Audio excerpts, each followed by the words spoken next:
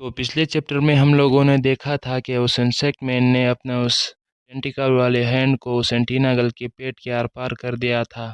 تو اس چیپٹر کی شروعات بھی اسی سین سے ہوتی ہے جہاں پر یہ سب سوچن اپنے سامنے دیکھ کر بہت زیادہ غصہ ہو جاتا ہے اور پھر وہ انسیکٹ مین کچھ دیکھ کر شوک رہ جاتا ہے۔ تو اس چیپٹر کی شروعات میں ہم دیکھتے ہیں کہ دراصل اس انسیکٹ مین نے سوچن کو دیکھا تھا جس کی جو پنکھ تھے وہ پورے لائٹ سے چمک رہے تھے۔ یہ دیکھ کر وہ انسیکٹ مین بولتا ہے کہ اب یہ کیا ہے، پہلے تو اس کے یہ پنکھ چمک نہیں رہے تھے، اب کیا بدلا بدلا دکھائی دے رہا ہے یہ۔ اور سوچن بھی نیچے اس انٹیناگل کو دیکھ رہا تھا۔ وہ انسیکٹ مین سوچتا ہے کہ اس نے آج سے پہلے کسی شکار کو کھایا بھی نہیں ہے، کیا یہ اس کا کمپلیکس ہو سکتا ہے؟ لیکن یہ بھی ہونا ناممکن ہے کیونکہ یہ پچھلی بار مجھ سے لڑ رہا تھا تو یہ اپنی پوری کوشش سے لڑ رہا تھا۔ اور پھر اینٹیناگل کو دکھایا جاتا ہے جو کہ نیچے پڑی تھی اور وہ انسیکٹ بوائے سوچتا ہے کہ کیا ایسا ہو سکتا ہے؟ یہ تب سے بدلنے لگا جب میں نے اس کوکروچ گرل کو مار دیا تھا، اس کے بعد سے اس کی باڈی میں یہ چینجز آنا شروع ہو گئے۔ تو اس کا مطلب یہ ہے کہ یہاں شکار کے بغیر بھی خود کو پاورفل کیا جا سکتا ہے۔ اور پھر بڑا کرسپی سا شکل بنا کر جیب سے لال ٹپکاتے ہوئے بولتا ہے کہ یہ کافی فیسینیٹنگ ہے، میں یہ جاننے کے لیے بہت کیوریس ہوں کہ ہم وہ نیوٹریشن کیسے حاصل کر سکتے ہیں جو بنا شکار کے بھی ہمیں طاقت دے، ایسی چیز ڈھونڈنے میں ہمیں تو مزہ آئے گا۔ اور پھر اچانک سوچن پر حملہ کرتے ہوئے بولتا ہے کہ یہ آخر مجھے کیا ہوا ہے، میں تمہیں اپنی دعوت کی طرح استعمال کروں گا۔ وہ اتنا بول ہی پاتا ہے کہ اس سے پہلے سوچن اس کے منہ کے پاس آتا ہے اور اس کو ریلائز نہیں ہوتا، اور جب تک اس کو ریلائز ہو جاتا ہے تب تک سوچن کا مکہ اس کے چہرے پر پڑ گیا تھا اور سوچن اس کو پیچھے دور پھینک دیتا ہے۔ اور بھائی یہ اٹیک اتنا زوردار تھا کہ جس کی وجہ سے وہ انسیکٹ مین بہت دور جا کر گرتا ہے اور سوچن وہاں کھڑا تھا ایک دم چپ چاپ سے، جیسے اسے اب اس سے گھنٹہ فرق نہیں پڑتا۔ اور وہ انسیکٹ مین وہاں لیٹے لیٹے سوچن پر حملہ کر دیتا ہے اور سوچتا ہے کہ یہ حملہ اس کو ٹیک ڈاؤن کرنے کے لیے کافی ہونا چاہیے، اور پھر کچھ دیکھ کر ایک دم شوک رہ جاتا ہے۔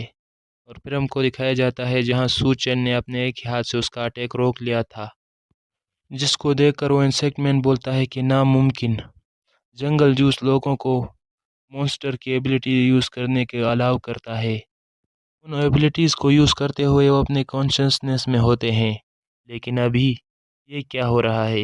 اور پھر ہم سوچن کو دیکھتے ہیں، سوچن اپنے میں ہی بولے جا رہا تھا کہ مارو یا مارے جاؤ، مارو یا مارے جاؤ، مارو یا مارے جاؤ، وہ ایسے ہی بول ہی جا رہا تھا۔ اور پھر اس اینٹیناگل کی طرف دیکھ کر بولتا ہے کہ کھاؤ یا کھائے جاؤ، کھاؤ یا کھائے جاؤ، ایسے بہت سارے اس کے دماغ میں بس یہی تھاٹس چل رہے تھے۔ یہ ابھی ایسے دکھ رہا ہے جیسے اس نے اپنی انسانیت کھو دی ہو، جس کو دیکھ کر اس انسیکٹ مین کی بھی پھٹنے لگ جاتی ہے اور ڈر کے مارے کانپنے لگ جاتا ہے اور اس کا بدن پسینے سے بھیگ گیا تھا، مگر اتنے میں ہی سوچن نے اس کا جو ہاتھ پکڑا تھا اس کو اپنی طرف کھینچ لیتا ہے، جس کی وجہ سے وہ بھی سوچن کی طرف ہوا میں آ جاتا ہے۔ سوچن کے پاس آتے ہی سوچن اس کا منہ پکڑتا ہے اور نیچے زمین میں دے مارتا ہے۔ وہ انسیکٹ مین ابھی زمین پر ہی تھا اور بولتا ہے کہ تم، اور سوچن سے بولتا ہے کہ تم باسٹرڈ، تمہیں اپنے پیچھے بھی دیکھنا چاہیے، یہ بولتا ہے، اور ہم دیکھتے ہیں سوچن کے پیچھے سے ایک حملہ آ رہا تھا اس کی طرف، اور سوچن نے اس کو نیچے اسی پوزیشن میں پکڑا ہوا تھا۔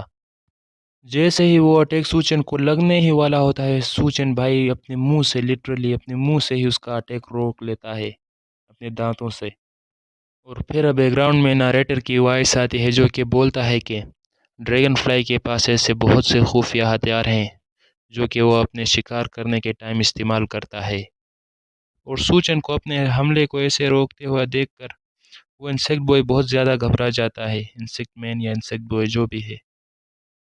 اور ناریٹر ہمیں مزید بتاتا ہے کہ ڈریگن فلائی کے پاس ایک اسپیشل ایبلٹی یہ بھی ہے کہ وہ جب بھی شکار کرتا ہے تو اپنے تیز دانتوں سے اس شکار کو چیر پھاڑ کے رکھ دیتا ہے، اور ہم سوچن کو دیکھتے ہیں جس نے اس سینٹیپیڈ کے ایک شارپ سائڈ کو صرف اپنے دانتوں سے ہی کاٹ دیا ہوتا ہے، اور وہ انسیکٹ میں نیچے پڑا اور گھبراتے ہوئے بولتا ہے کہ مجھے سمجھ نہیں آ رہا آخر یہ اتنی پاور لا کہاں سے رہا ہے۔ سوچن نے جس شارپ سائڈ کو کاٹا تھا اس کو وہ تھوک دیتا ہے دوسری سائڈ میں، اور پھر سوچتا ہے جہاں اس نے پروفیسر جی جان سے پریکٹس کی تھی، جہاں پروفیسر جی سوچن سے بولتے ہیں کہ تمہیں اپنی ہر روز ٹریننگ جاری رکھنی ہوگی تاکہ تم اپنی ان ایبلٹیز کا سائیڈ ایفیکٹ کم کر سکو جو تمہاری باڈی پہ ہوتے ہیں ان ایبلٹی کو یوز کرنے کی وجہ سے۔ اور ابھی وقت ہے میں تمہیں ایک تھیوری سمجھاؤں، جہاں پروفیسر سوچن سے بولتا ہے کہ میں تمہیں اب ڈیفینس میکینزم کے بارے میں بتاؤں گا انسیکٹ کے، کہ وہ ان کا ڈیفینس میکینزم کیسے کام کرتا ہے۔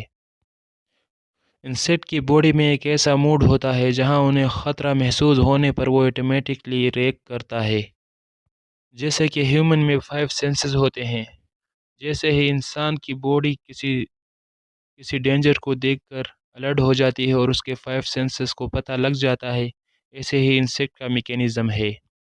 لیکن اگر تمہارے پاس انسان اور انسیکٹ دونوں کی ایبلٹیز آ جائے تو پھر ہمیں انسیکٹ کی ایبلٹیز سے مدد ملتی ہے کہ ہم اس 5 سینسز کو بریک کر سکیں یا اس کی ایکویلیبریم سٹیٹ کو بریک کر سکیں، جس کی وجہ سے ہماری پوری باڈی ہمارے انسٹنکٹ پر نربھر ہوتی ہے۔ سوچن بھی سوچتا ہے کیا بریک دی ایکویلیبریم یہ کیا ہے؟ اب اس پاور کو کنٹرول کرنے میں سوچن کو بھی کافی دقتیں آ رہی تھی۔ پھر ہمیں بیک گراؤنڈ میں پروفیسر جی کی وائس آتی ہے کہ اگر تم نے ایکویلیبریم کو بریک کر دیا تو تم اس سے بہت زیادہ پاور کو obtain کر سکتے ہو، لیکن اس کا سائیڈ ایفیکٹ یہ ہے کہ تم اپنے سارے سینسز کو کھو دو گے۔ ایسی حالت میں تمہارا کمپلیکس ہی تمہیں نگل لے گا۔ اور پھر ہم سوچن کو دیکھتے ہیں کہ جو کہ بالکل پاگل ہو گیا ہوتا ہے، آنکھوں سے اس کی بلو فلیم جیسی نکل رہی تھی لائٹننگ، اور اس نے اس انسیکٹ کو اپنے ہاتھوں کے نیچے اس طرح سے پکڑ رکھا تھا، اور اس انسیکٹ کی یہ سب دیکھ کر بہت زیادہ پھٹ گئی تھی۔ انسیکٹ کی یہ سب دیکھ کر بہت زیادہ حالت خراب ہو گئی تھی، اور وہ سوچ رہا تھا کہ یہ اس کے جیسا نہیں ہے، یہ ان سب سے مختلف ہے۔ سالوں تک میں طاقت کے پیچھے بھاگتا رہا، طاقت کی پیاس مجھ میں اتنی تھی کہ میں ایک شکار کے بعد دوسرا شکار کرتا گیا اور اسی طرح میں نے لوگوں کو کھایا اور اپنی یہ طاقت حاصل کی۔ لیکن آج میں نے غلط شکاری سے پنگا لے لیا۔ اور پھر ہم ایک ایگل کو دیکھتے ہیں جو کہ اس سانپ کو کھا رہا تھا چیر پھاڑ کر، اور اس مینٹس مین کی چیخیں نکل جاتی ہے۔ سوچن بھی اس کو اسی طرح چیر پھاڑ رہا تھا، اور وہ مینٹس مین سوچتا ہے کہ میں اس بات سے کیسے بے خبر تھا کہ میں کبھی ایک ایسے اوپوننٹ کے سامنے آؤں گا جو میرے لیول سے بہت زیادہ اوپر ہوگا۔ اور سوچن اس ہینڈ کے ٹکڑے کر رہا تھا، اور وہ انسیکٹ مین چلائے جا رہا تھا، اور پھر سوچن سے بھیک مانگنے لگتا ہے کہ پلیز مجھے معاف کر دو، رکو میرے ساتھ ایسا مت کرو۔ لیکن سوچن اب کس کی سننے والا نہیں تھا، وہ اس کو ٹکڑوں میں کاٹے جا رہا تھا اپنے ہاتھوں سے، دانتوں سے، جو بھی سامنے آ رہا تھا سب سے اس کو چیڑ پھاڑ رہا تھا۔ سوچن کو کسی چیز کی پرواہ نہیں تھی، وہ بس اس کو ٹکڑوں میں کاٹے جا رہا تھا۔ اب تو مجھے اس انسیکٹ مین پہ ترس آنے لگا ہے، وہ سوچن اس کی اتنے ٹکڑے کرتا ہے کہ درد کے مارے اس کی چیخیں نکل جاتی ہیں۔ پھر اس کمرے میں ہم کو ہر جگہ خون دکھایا جاتا ہے، اور وہ مینٹس مین نیچے پھٹی ہوئی حالت میں پڑا تھا اور بولتا ہے کہ پلیز مجھے چھوڑ دو، رک جاؤ۔ وہ اپنی درد بھری آواز میں اتنا بول ہی رہا تھا کہ سوچن اچانک سے اس کے سر سے پکڑ لیتا ہے اور ایک ہی ہاتھ سے اس کو اوپر اٹھاتا ہے۔ سوچن بالکل اپنے کنٹرول میں نہیں تھا، اس نے اس انسیکٹ مین کا ہاتھ بالکل ہی کاٹ کے رکھ دیا تھا، اور وہ انسیکٹ مین بھی ابھی مرنے کی ہی حالت میں تھا۔ پھر سوچن اپنا بڑا سا منہ کھول کر اس انسیکٹ مین کی گردن کو کھانے کی کوشش کرتا ہے، لیکن اچانک سے ہم دیکھتے ہیں کہ سوچن نیچے گرا ہوا تھا اور اس کے سامنے ایک اور انسیکٹ مین کھڑا تھا، اور وہ دوسرا انسیکٹ مین نیچے پڑا تھا سوچن کے ہاتھ سے چھوٹ کر، اور دیکھ کے ایسا لگ رہا ہے کہ سوچن ابھی انکانشیس ہو گیا ہے۔ وہ دوسرا انسیکٹ مین اپنے ہاتھوں میں کچھ ویب ٹائپ سا بناتا ہے، واٹر کے ببل جیسے ہوتے ہیں، لیکن مجھے لگتا ہے یہ ویبس ہی ہیں، اسپائڈر کے ویبس جیسے۔ ان سے سوچن کو پکڑ لیتا ہے اور بولتا ہے کہ یہ غیر ضروری تھا، اسے اتنا کرنے کی ضرورت نہیں تھی، اور سوچن کی طرف دیکھ کر بولتا ہے کہ یہ کس قسم کا شکار ہوگا کہ اگر میں تمہیں اپنا شکار کو کھانے دوں، اور پھر اس انسیکٹ مین کی طرف دیکھ کر بولتا ہے کہ جس طرح میں نے اسے اپنے گروپ کے لیے پالا تھا تاکہ یہ ہمارے لیے کام کر سکے، تم نے میرا سارا پلان بیکار کر دیا۔ اب لگتا ہے کہ یہ کسی کام کا نہیں ہے تو مجھے اسے واپس لے جانا ہوگا، لیکن میں تمہیں اسے کھانے نہیں دے سکتا ابھی۔ اور پھر سوچن کے پاس آتے ہوئے بولتا ہے کہ یہ کتنی دلچسپ بات ہے، میں نے بالکل امید نہیں کی تھی کہ مجھے گوئسن جیسا کوئی دوسرا نمونہ بھی ملے گا، کوئی دوسرا انسیکٹ بھی ملے گا جو اس کی طرح قابل ہوگا اور اس کی طرح خطرناک بھی، وہ بھی نیسٹ سے۔ یہ تو میں نے بالکل بھی امید نہیں کی تھی۔ اور سوچن کا سر اٹھا کر بولتا ہے کہ نیسٹ سے تو میں نے بالکل بھی امید نہیں کی تھی، لیکن اب اس سے کوئی فرق نہیں پڑتا کیونکہ اب میں تمہیں اپنے لیے رکھوں گا اور مجھے یہ زیادہ اچھا لگے گا کہ تم میرے ساتھ رہو، پر ابھی کے لیے ایسا نہیں کر سکتا کیونکہ وہ سالے رینگنے والے کتے مجھے بہت زیادہ جلدی ٹریس کر لیتے ہیں، تو ابھی میرے پاس اتنا ٹائم نہیں ہے۔ اور پھر ہم دیکھتے ہیں کچھ انسیکٹ مینس کو جو کہ شاید اسی لڑکے کو ٹریس کر رہے تھے جو سوچن کے ساتھ تھا ابھی۔ ان تینوں میں سے جس کے سر پر پنکھ تھے وہ بولتا ہے کیا اسی ڈائریکشن میں ہے، تو دوسرے والا بولتا ہے کہ لاسٹ سگنل تو اسی جگہ سے آئے تھے، اور ہمارا سین سوچن پر شفٹ ہوتا ہے اور اس کی آنکھیں آرام آرام سے کھل رہی تھی، اور وہ لڑکا بولتا ہے کہ ابھی میرے پاس اتنا ٹائم نہیں ہے کہ میں ان کے ساتھ ڈیل کر سکوں، تو آج کے لیے مجھے جانا ہوگا اور ہم پھر ضرور ملیں گے۔ سوچن اپنی آنکھیں کھولتے ہوئے بولتا ہے کہ کیا آخر یہاں ہو کیا رہا ہے، اور آخر میں سوچن کے پاس آ کر بولتا ہے کہ میں سچ میں یہ دیکھنا چاہتا ہوں تمہارے اندر آخر وہ کون سا مونسٹر ہے۔ سوچن کی آنکھیں بھی دھندلی کھلی ہو گئی تھی، وہ ٹھیک سے دیکھ نہیں پاتا، لیکن بولتا ہے کیا ایک آدمی، اور پھر ہمیں باہر کا سین دکھایا جاتا ہے اس فیکٹری کے۔ وہ ٹریس کرنے والے انسیکٹ مین بھی اس جگہ کے باہر پہنچ گئے تھے اور بولتے ہیں کہ یہ رہا وہ جگہ، یہیں سے آئے تھے لاسٹ سگنل۔ کیا نیچرل لائف، یہ کیسی جگہ ہے، مجھے اس جگہ کے بارے میں اچھی فیلنگ نہیں آ رہی۔ وہ یہ بول کر سب اندر آنے لگتے ہیں اس نیچرل لائف فیکٹری کے، لیکن اتنے میں ہی اندر سے کسی چیز کے آنے کی آواز سن کر وہ سب الرٹ ہو جاتے ہیں، وہ تینوں، اور کچھ دیکھ کر تھوڑا حیران رہ جاتے ہیں۔ اور پھر کوئی بولتا ہے کہ پلیز کوئی تو مدد کرو، اور یہ سوچن ہوتا ہے جو کہ رو رہا ہوتا ہے اور اس انٹینا گل کو اپنے ہاتھوں میں پکڑ کر اور روتے ہوئے بولتا ہے کہ یہ سانس نہیں لے رہی۔ فائنلی اس انٹینا گل کو اپنے ہاتھوں میں پکڑ کر باہر لے آ گیا تھا، لیکن وہ انٹینا گل سانس نہیں لے رہی تھی۔ تو اس چیپٹر کی شروعات میں ہم لوگ دیکھتے ہیں نیس کیمپس کا انٹرس کی جگہ کا سین، جہاں پروفیسر جی کافی غصے میں تھا اور دیکھ رہا تھا سوچن کی طرف جس نے اپنے ہاتھ میں انٹینا گل پکڑا ہوا تھا، اور بارش بھی زوردار ہو رہی تھی۔ پروفیسر سوچن کے پاس جا کر بولتا ہے کہ کیا ہوا، بتاؤ مجھے سب، اور وہ یہ سب کافی غصے میں بول رہا تھا، اور سوچن بھی بہت سیڈ ہوتے ہوئے بولتا ہے کہ ہم ایک ویئر ہاؤس میں گئے تھے جہاں ہمیں لگا ہم جنگل جو اسپرے کو ڈھونڈ سکتے ہیں، لیکن وہاں ہمیں ایک انسیکٹ مین ملا ہمارے ہی جیسا۔ اتنا ہی سن کے سوچن کے پاس سے وہ دو نرس ٹائپ یا ڈاکٹر جو بھی تھے وہ وینٹیلیٹر لے کے جا رہے تھے، تو اس کو توڑ دیتا ہے غصے سے، اور سوچن سے بولتا ہے کہ بولو آگے کیا ہوا، اور وہ نرسز تو گھبرا چکے تھے۔ پروفیسر سوچن کا کندھا پکڑ کر زور سے ہلاتے ہوئے بولتا ہے کہ مجھے بتاؤ، تم آخر اس اسپرے کو ڈھونڈنے ہی گئے تھے نا، تو اس کا خاتمہ اتنا خطرناک کیسے ہوا، یہ آخر کیسے کسی کی موت سے ختم ہو سکتا ہے؟ یہ سب سن کر سوچن کچھ نہیں بولتا، اپنی جگہ پر ہی کھڑا تھا۔ اتنے میں ہی ایک ڈاکٹر آتی ہے اور بولتی ہے کہ یہاں پر کوئی سین کھڑا مت کرو ابھی کے لیے، اور پروفیسر سے بولتی ہے کہ اے اولڈ مین اپنے دماغ کو تھوڑا شانت کرو۔ پروفیسر جی بہت غصے سے پیچھے دیکھتے ہیں اور بولتے ہیں یہ پروفیسر یو، تو یہ تم ہو जिस پر وہ ڈاکٹر بولتی ہے کہ ہاں ہاں یہ تو میں ہوں، لیکن تم نے اسٹریچر کو توڑ دیا۔ پچھلی بار میں نے وینٹیلیٹر کہا تھا، ابھی اسٹریچر، چلو ہم اسٹریچر ہی کہتے ہیں اس کو۔ تو تم نے اسٹریچر کو توڑ دیا اور دیکھو وہ اس لڑکی کو کیسے پکڑے ہوئے ہے۔ کیا تمہیں لگتا ہے کہ اس ٹائم تمہیں ایسا کرنا چاہیے؟ پھر ہم کو اس پروفیسر کی ڈیٹیل دی جاتی ہے کہ یہ نیکسٹ پروفیسر انٹمولوجی کی پروفیسر ہے اور اس کا نام ہے ہوان یونگ یو، اس کا نام ہے، ہم یوں ہی بولیں گے اس کو۔ پروفیسر جی بولتے ہیں کہ تم یہاں کیا کر رہے ہو؟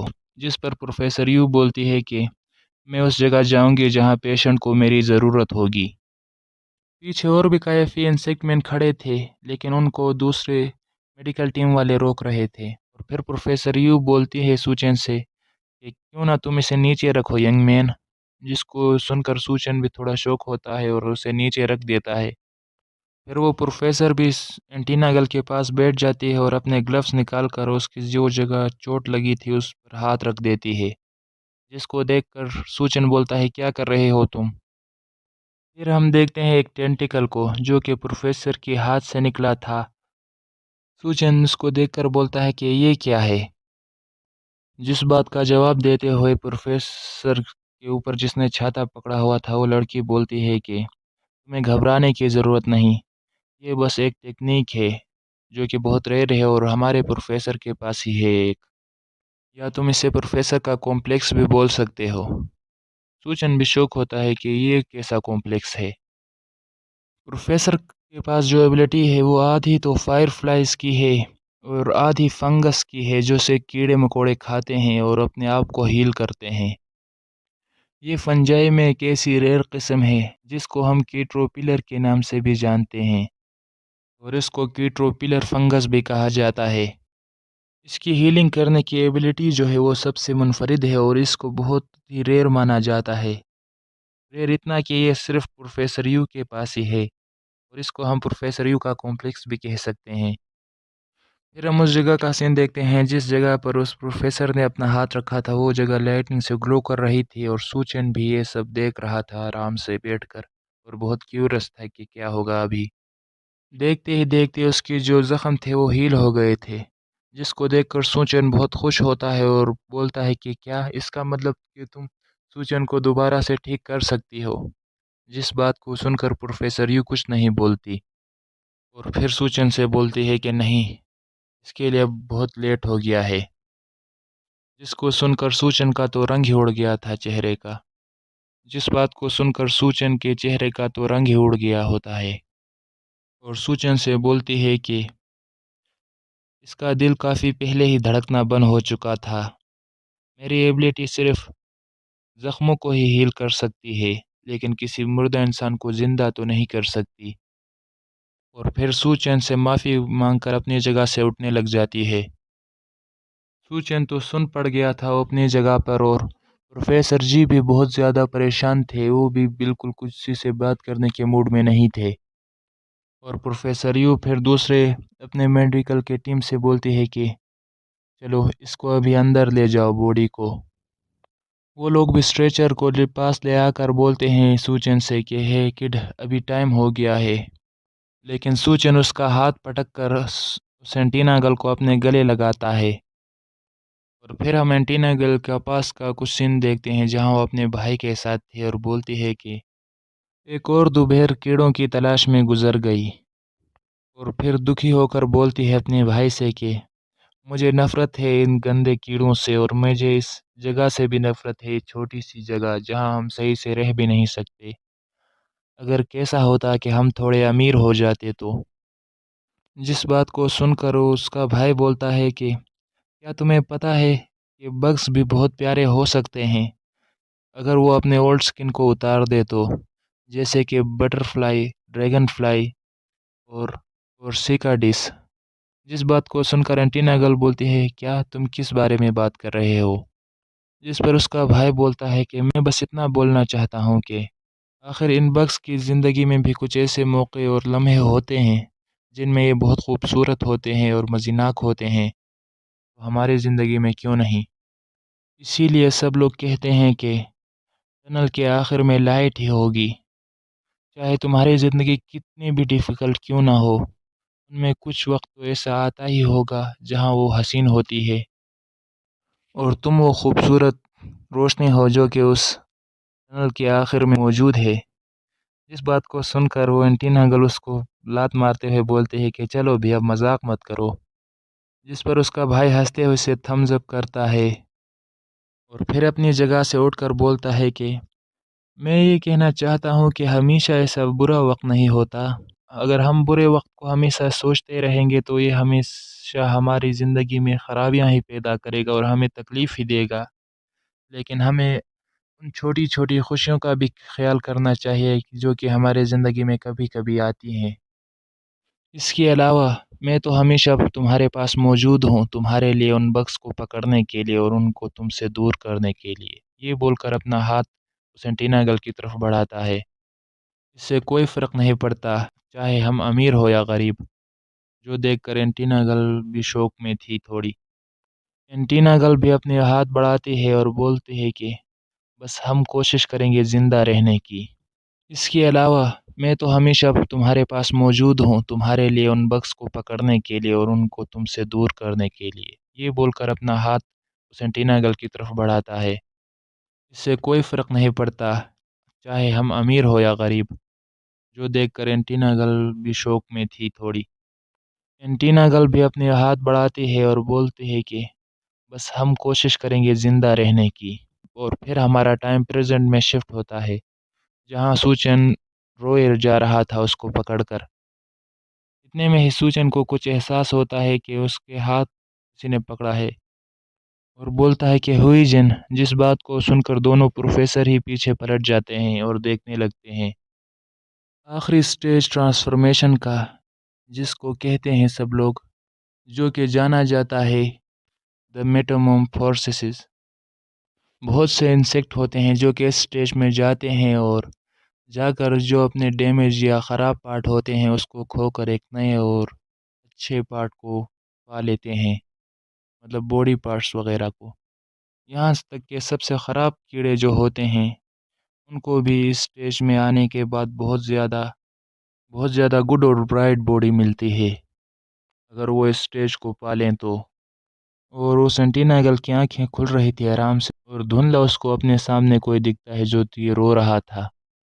اور یہ جو لمحہ ہوتا ہے اس ٹرانسفارمیشن کا، جہاں ہم کو نریٹر بتاتا ہے کہ اس ٹرانسفارمیشن کا جو یہ لمحہ ہوتا ہے، جتنے بھی خراب کیڑے بھی ہوں، سب سے زیادہ ڈسکسٹنگ کیڑے بھی ہوں، اگر وہ بھی اس ٹرانسفارمیشن کو پالیں تو یہ ان کی زندگی کا حسین ترین لمحہ بن جاتا ہے۔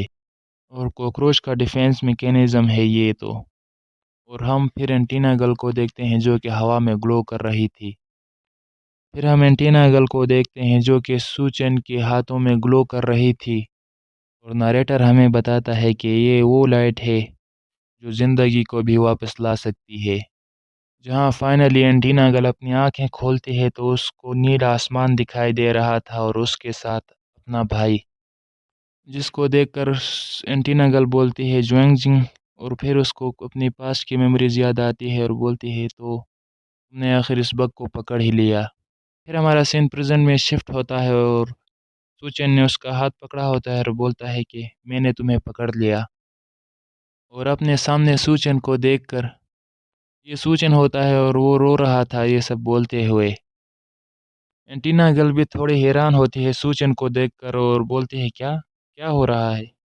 وہ اتنا بول ہی پاتی ہے اور سوچن اس کو گلے لگا دیتا ہے اپنے، اور سوچن روتے ہوئے بولتا ہے کہ میں بہت خوش ہوں، مجھے پتہ نہیں کیسے تم ٹھیک ہو، لیکن ابھی تمہیں دیکھ کر میں بہت زیادہ خوش ہوں۔ اور باقی سب میڈیکل کی ٹیم وغیرہ جو بھی تھے پروفیسر، وہ سب دوڑ کر یہ سب دیکھ کر وہ ڈاکٹر بھی دوڑ کر جاتی ہے ان کے پاس چیک کرنے کے لیے۔ یہ سب دیکھ کر وہ ڈاکٹر بھی دوڑ کر ان کے پاس جاتی ہے۔ پھر ہم کو نیسٹ ہاسپٹل کا سین دکھایا جاتا ہے جہاں پر سوچن اٹھ کر بیڈ سے بولتا ہے کہ کیا مصیبت ہے، آخر تم دونوں کہاں چلے گئے تھے؟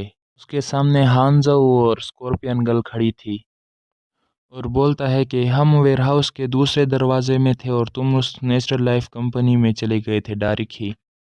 اور سوچتا ہے کہ اس ویئر ہاؤس میں ان دونوں کے ساتھ کیا ہوا تھا۔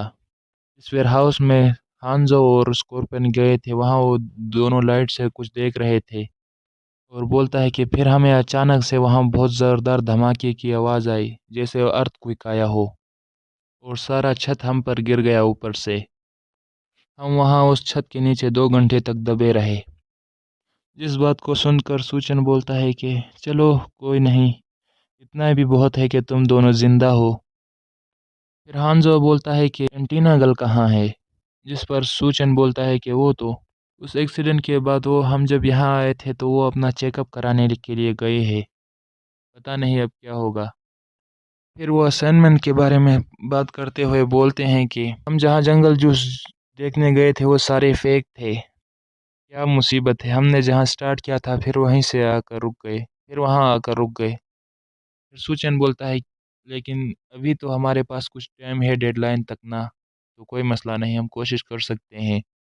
اور وہ اسکورپن گل تو گھوڑے مار کر سو رہی تھی۔ پھر سوچن ہانزو سے بولتا ہے کہ ویسے تم لوگوں کو اس جگہ کے بارے میں کیسے پتا، وہ تو جنگل کے بیچ میں کافی چھپی ہوئی جگہ تھی۔ ہانزو بولتا ہے کہ ہم لوگوں سے پوچھتے ہوئے جا رہے تھے لیکن ہمیں ایک آدمی نے بتایا۔ اس بات کو سن کر بولتا ہے کیا سچی میں ایک آدمی نے تم کو بتایا؟ اس پر بولتا ہے کہ ہاں، اس آدمی کے سفید ٹائپس کے بال تھے کچھ شائنی، اور اس کے کانوں میں اسپائڈر کی ویب ٹائپ سے چین بنا ہوا تھا۔ پھر ہمارا سین شفٹ ہوتا ہے اور ہم ایک کتے کو دیکھتے ہیں جو کہ بھونک رہا تھا کسی کو آتا ہوا دیکھ کر۔ یہ اور کو نہیں، وہ وائٹ ہیئر والا لڑکا تھا، جہاں ایک ڈاکٹر اس کو دیکھ کر بولتا ہے کہ ہو تم آ گئے آخر۔ وہ ڈاکٹر بولتا ہے کہ تم اس چیز میں سانس لے رہے ہو، یہ مجھے ہمیشہ چونکا دیتا ہے۔ جس پر وہ وائٹ ہیئر والا لڑکا بولتا ہے کہ ہاں مجھے بھی، اور ابھی اس کے سر پر کچھ وائٹ واٹر بلونز ٹائپ بنا تھا۔ وہ ڈاکٹر اس سے پوچھتا ہے کہ وہ سب تو ٹھیک ہے لیکن تمہارا کام کیسے گیا؟ جس پر وہ وائٹ ہیئر والا لڑکا بولتا ہے کہ وہ ڈاکٹر سے بولتا ہے کہ تم اس بارے میں بات مت کرو یار، مجھے یہ بات سن کر کافی افسوس ہوتا ہے کہ وہ نیسٹ والے کمینے کافی لکی ہیں، آخر ان کے پاس اتنے اچھے لوگ کیسے آ سکتے ہیں۔ اور پھر اپنے سر سے اس واٹر بلون کو پھوڑتا ہے وہ ڈاکٹر بولتا ہے کہ مجھے ایسا لگتا ہے کہ تمہیں اپنا اگلا شکار مل گیا ہے جسے تم پکڑنا چاہتے ہو، کیا میں ٹھیک کہہ رہا ہوں بریڈر؟ تو اس وائٹ ہیئر والے لڑکے کا نام بریڈر ہے تو ہم اس کو بریڈر ہی کہیں گے۔ جس بات کو سن کر بریڈر بولتا ہے کہ کیا یہ بات اتنی ظاہر سی ہے کہ تم ایسے ہی بول دیا اس کو، اور بریڈر کے بارے میں کوئی انفارمیشن ہم کو نہیں دی جاتی۔ پھر بریڈر اس ڈاکٹر سے بولتا ہے کہ نیسٹ میں ہمارے جو 2 بچے ہیں ان کو ہمارا میسج پہنچا دو، وہ جو ہم نے گوئنسن کو دیا تھا کے بارے میں ہم کو اور انفارمیشن نہیں دی جاتی کہ یہ کس میسج کی بات کر رہے ہیں۔ جس کو سن کر ڈاکٹر بولتا ہے کہ ہاں اس بارے میں اس نے کہا تھا کہ اس نے واٹر بگ مونسٹر کو مار دیا ہے۔ جس کو سن کر بریڈر بولتا ہے وہ سالی کتیا اور وہ دونوں نہیں سدھرنے والے۔ اور وہ دوسرے کے بارے میں وہ اتنا ہی بولتا ہے کہ ہمارا سین شفٹ ہوتا ہے اور ہانزا اور سوچن کو جاتے ہوئے ایک لڑکا دیکھ رہا تھا، اور ہمیں بریڈر کی وائس آتی ہے کہ وہ کافی نائسلی ٹرین ہے تو وہ اپنا کام اچھے سے کر لے گا۔ وہ فرسٹ ایئر کے اسٹوڈنٹ میں شامل ہو گیا ہے کامیابی سے۔ جس بات کو سن کر بریڈر بولتا ہے کہ بہت اچھا، ابھی آئے گا کچھ مزہ۔ اور اسی کے ساتھ یہ چیپٹر یہیں ختم ہوتا ہے۔